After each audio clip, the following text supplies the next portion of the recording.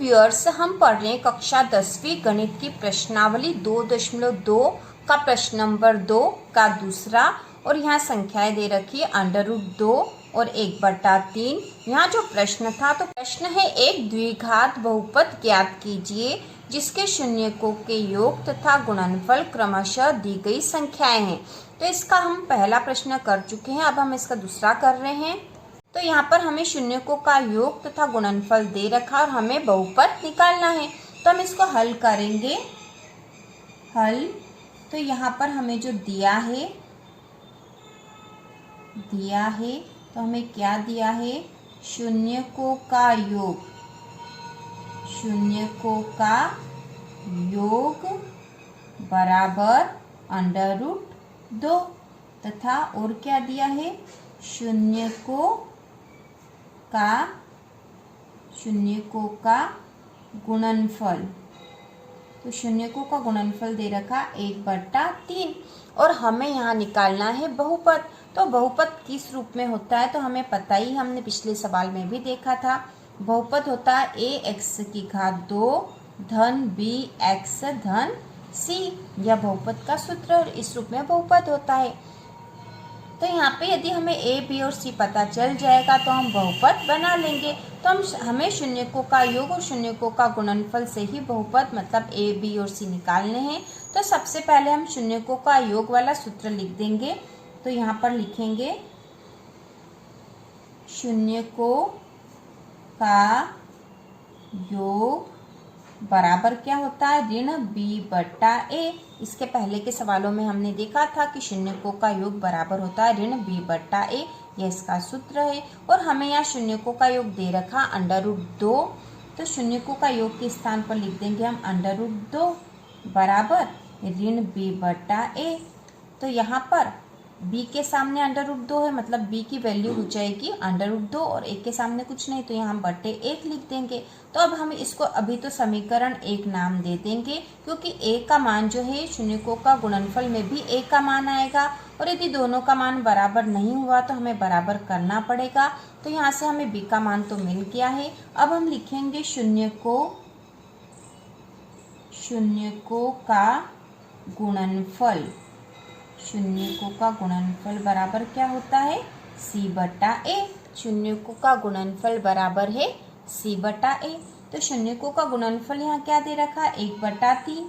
तो 1/3 बराबर हो गया c/a के, और इसको हमने नाम दे दिया समीकरण 2। अब देखो यहाँ पे c का मान कितना आया है 1 और a का मान कितना आ रहा है 3, क्योंकि हम जब इस तरह के सवाल हल करते हैं तो जिसके सामने जो संख्या आती है वही उसका मान मान लेंगे हम, जैसे c के सामने, क्योंकि 1/3 बराबर है c/a के, मतलब c बराबर है 1 के और a बराबर है 3 के। और यहाँ पे b का मान किसके बराबर था, √2 के, और a का मान तो 1 आया था, यहाँ पे कुछ नहीं आया था तो हमने /1 लिख दिया। लेकिन यहाँ से a का मान तो आ गया है, a बराबर 3 है। तो अब हमें यहाँ समीकरण 1 में भी a बराबर 3 करना पड़ेगा। तो हम यहाँ लिखेंगे समीकरण 1 में 3/3 का गुणा करने पर, क्योंकि हमें यहाँ बट्टे में 3 चाहिए, ठीक है, यहाँ पे हमें 3 चाहिए और 3 लाने के लिए हम क्या करेंगे, 3 का ऊपर भी गुणा कर देंगे और 3 का नीचे भी गुणा कर देंगे, तो यहाँ 3 आ जाएगा और इससे इस पे कोई फर्क भी नहीं पड़ेगा।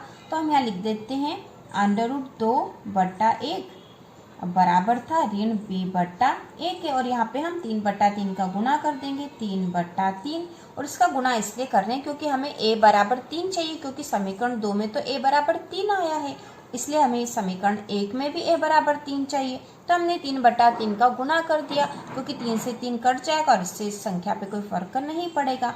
तो अब 3 का √2 में गुणा करा तो 3√2/3 का 1 में गुणा करा तो हो गया 3 बराबर ऋण b/a। तो अब यहाँ पे a का मान a बराबर 3 आ गया है, ठीक है। तो अब हम लिख सकते हैं इस प्रकार, अब हमने सब मान आ जाएंगे हमारे, तो इस प्रकार a बराबर 3, ठीक है, a बराबर 3 हो गया यहाँ पे, और इस समीकरण 2 में भी a बराबर 3 हो गया, तो हमारा मान आ गया यहाँ पे a बराबर 3। अब देखो b का मान क्या आ जाएगा, b बराबर, क्योंकि ऋण b बराबर 3 √2 है, ठीक है, ऋण b बराबर है तो b बराबर करेंगे तो ऋण का चिन्ह इधर आ जाएगा, तो हम b बराबर क्या लिख देंगे, ऋण 3/2।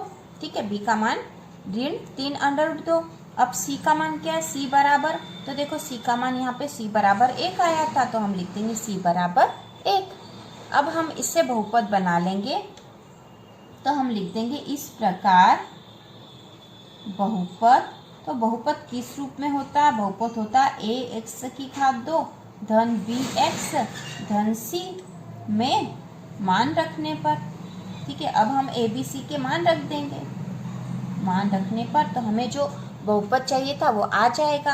तो a का मान क्या है, a का मान तो 3 है, तो हमने लिख दिया 3x की घात 2 धन, अब यहाँ पे क्या b का मान क्या है, ऋण 3/2, तो हम यहाँ लिख देंगे ऋण 3/2 x धन c का मान कितना, c का मान 1 है। ठीक है, अब इसको बराबर कर देंगे 3x की घात 2। अब यहाँ पे ऋण का चिन्ह है तो धन ऋण, धन का ऋण में गुणा होगा तो ऋण आएगा, धन ऋण ऋण हो जाएगा, ऋण हो गया 3/2 और x का इसमें गुणा हो गया तो यहाँ x आ जाएगा धन 1। तो यह हमारा बहुपद आ गया है, तो यही हमारा आंसर है, यह हमारा बहुपद आ गया है 3x की घात 2 ऋण 3/2x धन 1, और यही हमारा आंसर हो जाएगा। हमारा बहुपद है 3x की घात 2 ऋण 3/2x धन 1। तो इस प्रकार से प्रश्न हल हो गया है, बहुत ही आसान है। और इसी प्रकार के और वीडियो देखने के लिए कक्षा 9वीं और 10वीं की संपूर्ण तैयारी के लिए चैनल को सब्सक्राइब कीजिए।